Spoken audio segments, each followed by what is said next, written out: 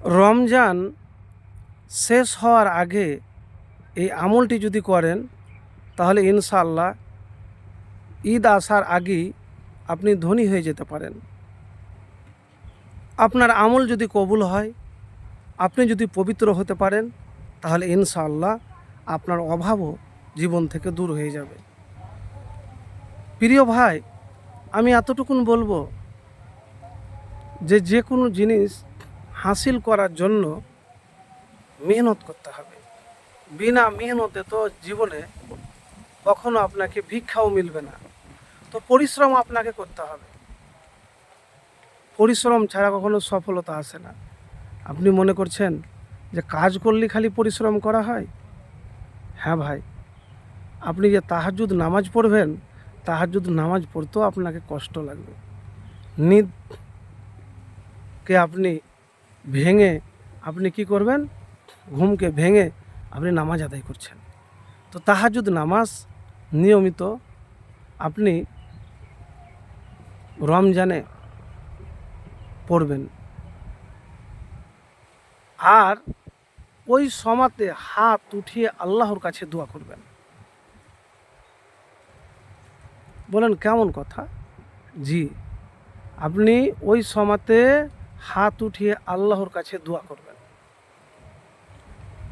হতে পারে আপনার যে চাওয়া আছে, আপনার পাওয়া আছে, আপনার কঠিন অভাব আছে, কেন জানেন? ওই সময় ফরিয়াদ দোয়া আল্লাহ রাব্বুল আলামিন শোনেন, কবুল করেন। তো তাহাজ্জুদ নামাজের পরে এই আমলটি করবেন। আর রমজান মাসের ব্যাপারে রাসূলুল্লাহ সাল্লাল্লাহু আলাইহি ওয়াসাল্লাম বলেছেন যে আমার উম্মত রমজান মাস পেল আর নিজের গুনাহগুলিকে ক্ষমা করতে পারলো না, আল্লাহর কাছে মাপ চাইতে পারলো না, তার চাইতে হতভাগার কে আছে?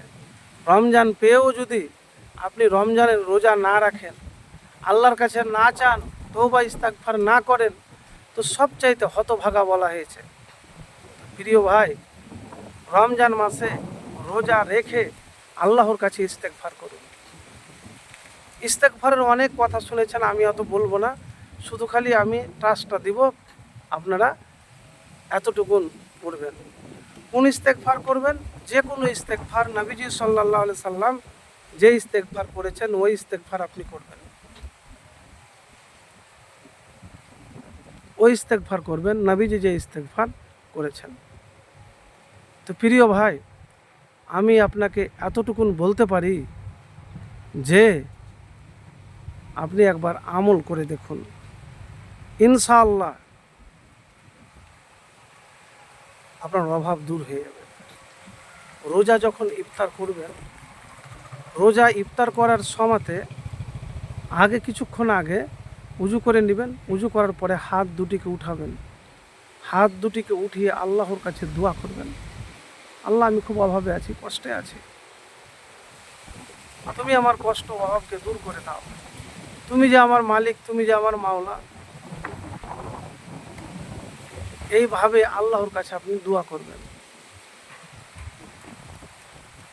দেখেন একবার করে, শেষ চেষ্টা হিসাবে যদি আপনার দোয়া কবুল হয়ে যায়, আমল কবুল হয়, তাহলে দ্রুত আপনি ধনী হয়ে যাবেন।